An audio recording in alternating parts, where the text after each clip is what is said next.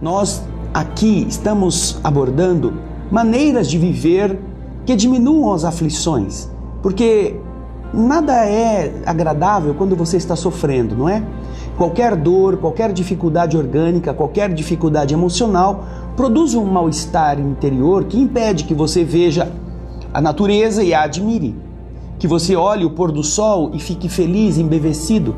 Quem é que consegue admirar o nascer da lua cheia com dor de dente? Já pensou isso? Ai, que dor de dente, que lua linda. Ai, que dor de dente, que lua linda. Ai, que dor de dente.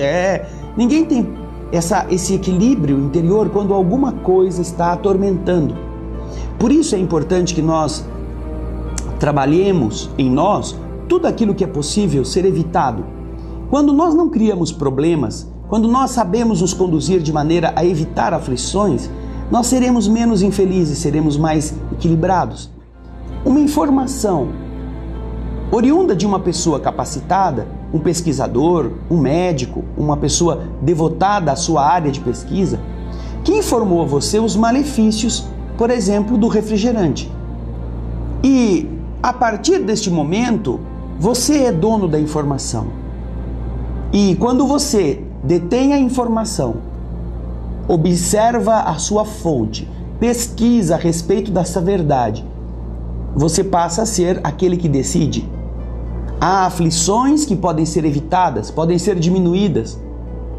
Como nos explica o capítulo 5 do Evangelho segundo o Espiritismo, causas atuais das aflições. Muitos dos problemas que nós estamos vivendo não são herança de nossas vidas passadas. Não. São problemas que nós criamos para nós mesmos nesta vida sem precisarmos. Nós não precisamos passar por muitas das dificuldades que nós inventamos. E, por exemplo, aquilo que apresentamos na semana passada pode ser uma coisa muito útil se você der sentido a isto. Não queremos que você acredite em nós, nem que acredite no professor Lair Ribeiro, um homem, como você viu, capacitado para falar o que está falando. Mas pesquise por sua própria conta, vá olhar a lata dos refrigerantes, os frascos de refrigerante, veja o conteúdo, veja se isso faz parte da sua biologia e, observando a experiência que foi feita, mostrando a influência do pH sobre o ácido, sobre o básico, sobre o alcalino, e observando que nosso sangue tem um pH específico, você vai ver que há uma lógica neste processo. Agora, você cortar ou não o refrigerante, você dar à sua vida uma atmosfera mais saudável, não depende de mim nem do professor Lair Ribeiro, depende de você. E se você tiver aflições decorrentes do uso destas substâncias, você está se destruindo por conta, por gosto. Agora, se você quiser evitar problemas, você pode diminuir aflições. Eu tenho amigos que estavam tendo dificuldades orgânicas, dores crônicas. E quando eu comecei a falar sobre a questão de evitarmos o uso destas substâncias, tanto eu quanto ele passamos a evitá-las. E a reação orgânica foi muito positiva. Sumiram dores, desapareceu a gastrite, o sono se tornou melhor, pelo simples fato de nós entendermos, aceitarmos e depois colocarmos em prática. Agora, não é só aquilo que comemos ou aquilo que bebemos, aquilo que ingerimos que nos faz mal ou que produz aflições. Nós somos uma fábrica de aflições desnecessárias. Nossa maneira de encarar o mundo, nossa ansiedade, nosso desejo de ter coisas, a nossa capacidade de disputar, tudo isto nos tira a paz. Nós conflitamos com os vizinhos, nós disputamos quando estamos dirigindo veículos, nós queremos comparar as coisas nas reuniões familiares, nós nos comparamos com pessoas que convivem conosco e às vezes para nos irritarmos por não sermos tão bons, tão bonitos, tão importantes quanto elas. Isto é causa de aflição, mas esta aflição não veio de outra vida, nós estamos cultivando nesta vida. Se você vai ao Livro dos Espíritos, o progresso é uma lei e você encontrará esta lei de progresso lá nesta obra, no terceiro livro, na terceira parte do livro dos Espíritos, destinada à lei moral. As leis morais estão valendo para nosso espírito como as leis físicas valem para o mundo material. E ali, na lei moral, nós vamos encontrar Kardec perguntando se é verdade que o progresso é inexorável, ou seja, todos nós vamos progredir mesmo quando a gente não queira, mesmo que a gente não seja espírita, mesmo que não acreditemos nessas coisas, nós iremos progredir por vontade própria ou pela força das coisas, seremos empurrados para a frente. No entanto, na pergunta 785 do Livro dos Espíritos, Kardec pergunta a eles se existe algum obstáculo ao progresso, existe alguma coisa que diminua a velocidade, que coloque o progresso mais demoradamente em nosso caminho, que impeça o avanço do ser que progride na velocidade adequada, retardando esta jornada? E os espíritos respondem que há um obstáculo. Você vai acompanhar o texto, é simples a resposta, mas é bastante incisiva. Kardec pergunta, veja o texto aí. Qual é o maior obstáculo ao progresso? Resposta: o orgulho e o egoísmo. Quero falar do progresso moral, porque o progresso intelectual caminha sempre. E à primeira vista parece dar a esses vícios um redobramento, um reforço de suas atividades, desenvolvendo a ambição e o amor das riquezas, que por sua vez excitam, provocam o homem às procuras que esclarecem seu espírito. A pergunta vai mais adiante, a resposta vai mais adiante, mas o mais importante é observarmos o que está escrito logo no começo. O maior obstáculo ao progresso é o orgulho e o egoísmo. O nosso, obviamente, não é?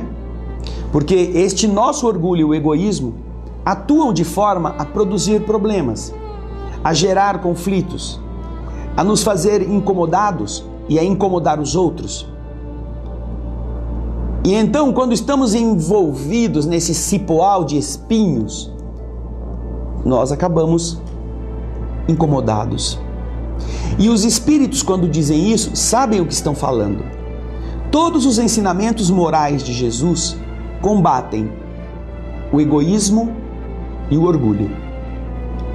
Se você observar, o perdão que Jesus recomenda é uma forma de nós esquecermos o mal, superarmos a dificuldade, vencermos o antagonismo e esquecermos a ofensa. É um golpe no orgulho, porque antigamente, ao tempo de Jesus e até hoje, muitas pessoas cultivam a necessidade do revide, o desejo de vingança, porque é o orgulho que está mandando isso. Jesus então fala, não são 7 vezes que nós devemos perdoar, devemos multiplicar isso por 70, devemos perdoar muito, devemos perder a conta, para que o orgulho não seja abastecido pelo desejo de revide. Jesus fala, amai os vossos inimigos, não é aguentai os vossos inimigos, tolerai os vossos inimigos, compreendei os vossos inimigos, é amai os vossos inimigos. Jesus diz, todo aquele que quiser ser o maior, seja o servo de todos. Aquele que quer por orgulho estar acima, seja o que está por baixo, seja o que é o empregado, seja aquele que vai prestar serviço. E nós vivemos em uma sociedade que nos empurra a estar por cima de todo mundo. Pessoas humílimas, pessoas simples, que eram amigas de todos, de repente são guindadas a uma condição um pouquinho melhor e já não conhecem, não cumprimentam, olham por cima os seus antigos amigos. Porque o mundo ególatra faz com que as pessoas queiram subir sobre as outras. Isto são causas de aflição. Mas Jesus, que é o grande professor nesse sentido, nos realça a importância de estarmos no mundo como aqueles que servem. Porque quando nós servimos, nós combatemos o orgulho. E este é o inimigo ao progresso. Nós, ao servir, pensamos no outro. Portanto, o egoísmo, que é aquela nódoa, aquela força, aquele incômodo que faz a gente querer ser o centro de todas as coisas, agora não existe, porque estamos pensando em outra pessoa. Ele é mais importante. E toda a mensagem de Jesus está voltada para esta compreensão moral, a importância do outro. Portanto, uma das formas muito claras de nós acelerarmos o progresso ou não impedirmos que o progresso avance na velocidade adequada é combater o egoísmo e o orgulho. Quem é que assume que é orgulhoso? Quem? Todo mundo, não, eu sou humilde. Até o momento que pisarem no seu pé, até o momento que alguém tirar o seu lugar, até o momento que alguém te tratar mal no balcão de uma loja. Será que nós somos humildes? Então, não é uma questão de discurso, é uma questão de reação, de atitude. Por isso é que, quando falamos de diminuir aflições, pesquisando na doutrina espírita e fora dela, nós encontramos na doutrina espírita todos esses ensinamentos, a reforma íntima, a melhoria do nosso padrão de sintonia, de pensamentos, de sentimentos, o perdão das ofensas, a compreensão, a compaixão. Mas isto tudo falado pode levar as pessoas a uma hipnose e elas se acharem boazinhas porque foram no centro espírita. Elas se acharem humildes porque no centro espírita falaram mansinho. Elas acharem que já estão combatendo o orgulho porque, lá no centro espírita ela quer ser a última, ela quer limpar o banheiro. E fora dali? Então, às vezes as pessoas se travestem quando estão nos ambientes religiosos de qualquer igreja, mas continuam iguais, porque aquilo é só uma fantasia. E então é assumir, é enfrentar essa realidade fora dos lugares religiosos consagrados ao culto de valores nobres. Pensarmos se nossa conduta fora também não está alimentando aquilo que naqueles 5 minutos da religião nós combatemos.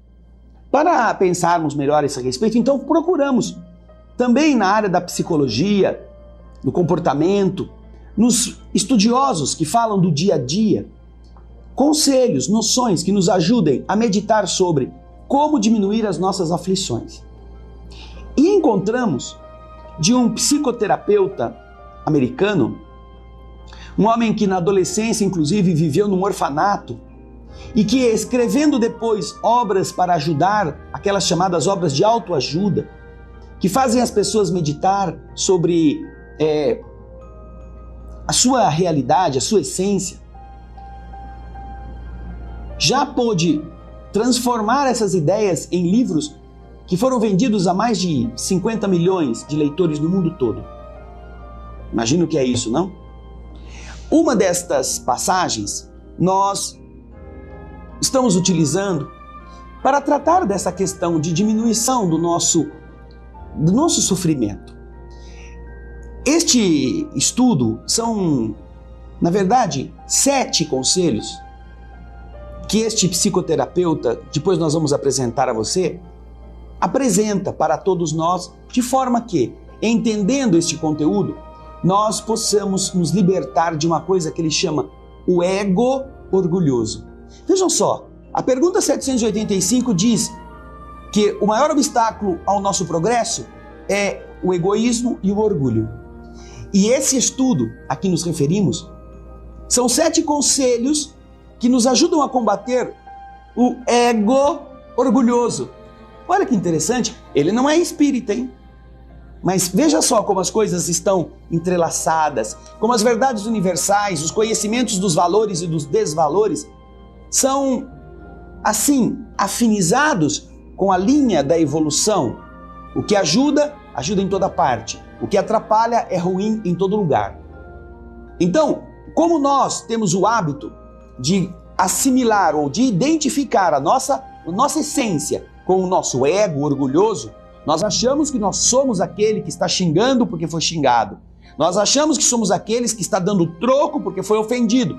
E se nós não dermos o troco, nós seremos trouxas, nós seremos um motivo de riso, seremos um motivo de chacota, seremos menores do que os que nos agrediram. Por quê? Porque você está achando que a sua essência divina é esta, é a do seu orgulho ferido. Você acha que Deus criou um ser que é tão peçonhento quanto o outro que te agrediu. Se o outro não percebeu ainda a origem divina dele e está fazendo coisas indecentes, você não é ele. A sua essência não é igual, a não ser que você esteja se conduzindo pelo ego orgulhoso, o ego ferido. E então você vai dar a mesma moeda, vai dar a mesma resposta. Por isso é que nesse estudo ele dá 7 conselhos, são 7 passos, para que a gente pense e tome uma atitude diferente, parando de fazer coisas que vão piorar o nosso estado.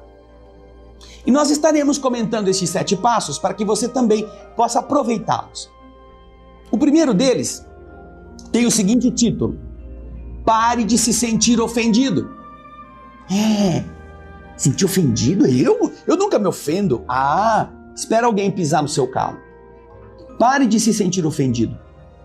É um conselho sábio, porque muitos dos nossos problemas são decorrência exatamente de nós não nos controlarmos em relação às coisas que chegam de fora para dentro, e nós nos ofendemos com cara feia dos outros, com iniciativas que podem ser interpretadas como coisas ruins, comentários infelizes das pessoas a nosso respeito. Nós nos ofendemos com brincadeiras que às vezes levamos pelo lado negativo, e tudo nos ofende, tudo nos coloca como crianças no centro do mundo, birrentas. Então, quando você entende que não é mais para você se sentir ofendido, você vai perceber, como diz o texto, que o comportamento de outras pessoas não é motivo para que nós nos sintamos petrificados, imobilizados. Alguém fez alguma coisa errada contra nós, ou que nós interpretamos assim, e aí a gente não vai mais lá. A gente não conversa mais. A gente não quer mais estar no mesmo lugar que a pessoa está. Só existe a ofensa, diz o texto, quando você se enfraquece. E olha que exemplo que dá para entender como funciona. Você está na casa de alguém e uma criança de 3 anos olha para você e fala assim: titia, mas você está muito gorda. Não é? Uma criança de 3 anos olha para você e chama você de gorda.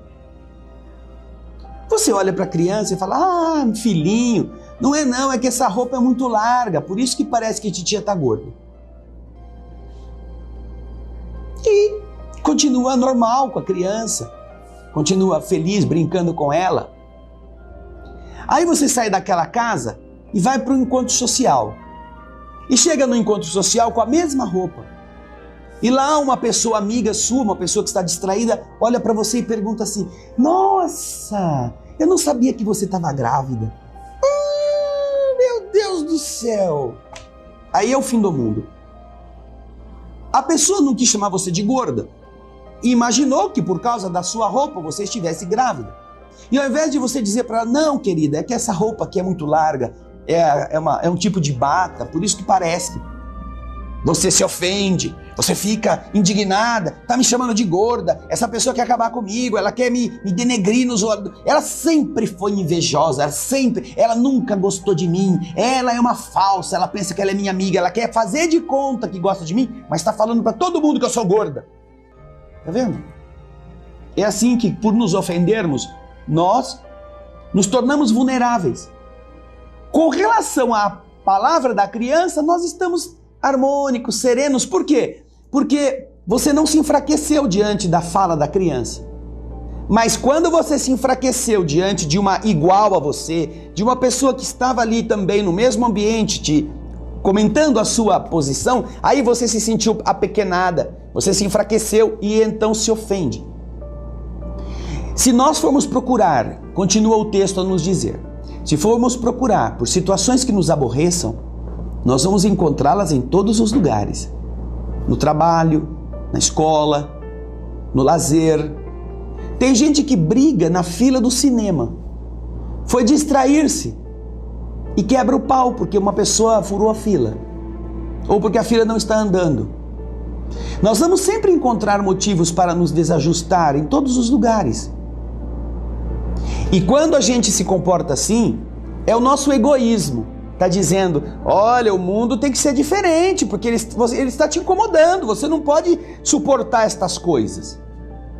É o ego que está controlando você, te convencendo de que o mundo não pode ser do jeito que ele tem que se adaptar, ele tem que se adequar ao que você é, para você não ficar contrariado. Não pode nem chover muito, nem fazer calor. Porque se chove muito, você fica nervoso, que quer passear e não pode. Se faz calor, você não sai de casa porque está muito abafado. Então o mundo está muito ruim com você.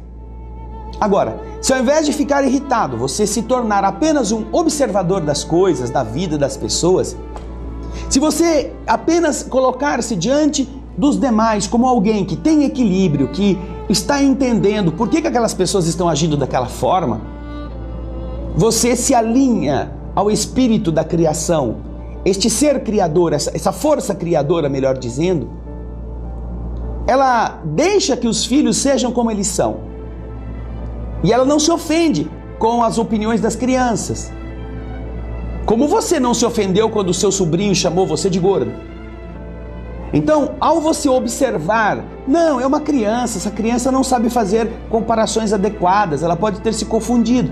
Você também olha as pessoas à sua volta e vai dizer, puxa, essa pessoa não fez isso por mal, ela não enxerga direito, ou essa pessoa está distraída, ou mesmo que ela esteja querendo me fazer mal, ela está enganada, ela tem alguma situação que a está fazendo sofrer, ela tem alguma frustração. Deixa ela se sentir feliz dizendo isto. Você não se fere, você não se altera e você mantém o equilíbrio. Portanto, quando você observa sem assumir a posição de ofendido, você tem uma condição de neutralidade. Você passa a ser uma pessoa equilibrada. Porque quem se sente ofendido todo dia, na verdade, é um desequilibrado emocional e mental. Por isso, não se consegue atingir esse ponto de serenidade ofendendo-se a cada 5 minutos. E é muito importante você pensar numa coisa. Conforme o texto continua a dizer, as pessoas no mundo, elas se identificam maciçamente, na sua essência, com o próprio ego. Você vai ouvir pessoas da sua convivência dizerem para você reagir de forma violenta à violência que você recebeu. As pessoas estão assumindo a sua essência como se fossem elas o ego orgulhoso ferido. Por isso é muito importante que nós observemos o mundo e nós nos desvinculemos de todas as formas possíveis desses horrores que nascem da identificação maciça que as pessoas fazem entre a essência do ser humano com o próprio ego. Você vai deixar isso para trás? Nossa, o fulano foi grosso com você, você vai ficar assim sem fazer nada? Você tem sangue de barata? Todas as pessoas usam dos veículos não como meio de transporte, algumas usam como arma. Então você está parado no semáforo, alguém do seu lado buzina, ou alguém do seu lado acelera, e você, quer correr? Vou mostrar quem é que corre mais. Pronto, você já se identificou com o ego que o outro está mostrando que tem. Se você fizer isso, você está sendo manipulado por ele. A buzina do carro de trás é que faz você reagir. Não é a sua inteligência, não é o seu controle. E você sofre. Então, quando você altera isto, quando você não se deixa envenenar, nem pelo refrigerante, nem pela comida tóxica, nem pelos sentimentos feridos no ego, porque você se sente ofendido por qualquer motivo, você encontra paz. Você pode estar em qualquer lugar, pode ouvir qualquer coisa e você se mantém no controle. Você não fica mais se remoendo, você não fica mais indo para casa levando aquela ideia horrível. Como é que eu faço para me vingar desse feliz? Ele vai ter que pedir desculpa para mim, porque onde já se viu ele falar uma coisa dessa? Você não dorme. E isso é comum, sabe por quê? Porque quando você fica ofendido, você cria o mesmo tipo de energia destrutiva, igualzinha àquela que feriu você. E então, como nós não nos controlamos porque queremos revidar, isto leva a gente à agressão, leva as pessoas ao contra-ataque e leva as nações à guerra. Esse é o mal que faz, é o orgulho individual, é o orgulho de classe, é o orgulho coletivo, é o orgulho nacional que produz esses conflitos. É a guerra, é a morte, é a aflição, a destruição da paz. Se você entender que este primeiro passo pode lhe ser útil, comece a pôr em prática. Pare de se sentir ofendido. Observe as pessoas, observe as situações, entenda aquilo que está produzindo em você, ou que produzia antes essa irritação, porque não vai ser na primeira semana que você vence isto. Você vai ter um impulso. Opa, por que eu me ofendi? Pergunte, por que eu me ofendi? Por que eu me ofendi? A vizinha saiu, passou pela calçada, fingiu que não me viu. Por que eu me ofendi? Ah, porque é meu orgulho. Não, tadinha, às vezes ela não notou. Às vezes ela está com pressa, não queria parar para falar. Quando ela voltar, eu vou falar bom dia para ela. Mas eu não vou falar ironicamente, bom dia, dona vizinha, agora vai vir me ver, porque antes você passou aqui e fingiu que não me viu. Você está revidando. Não. Você vai esperar o momento adequado, vai cumprimentá-la com carinho, porque você apenas está observando, você não é como ela. Por isso é que isso é causa de paz interior.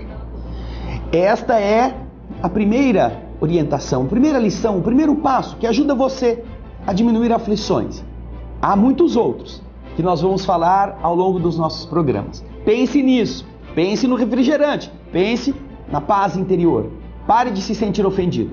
É o nosso conselho, o conselho que mais adiante vamos dizer quem foi que deu a você, para você pesquisar também. Obrigado pela sua audiência, obrigado pelo seu carinho, tem bastante coisa para pensar essa semana, hein? E a gente espera você no próximo Alimento para a Alma.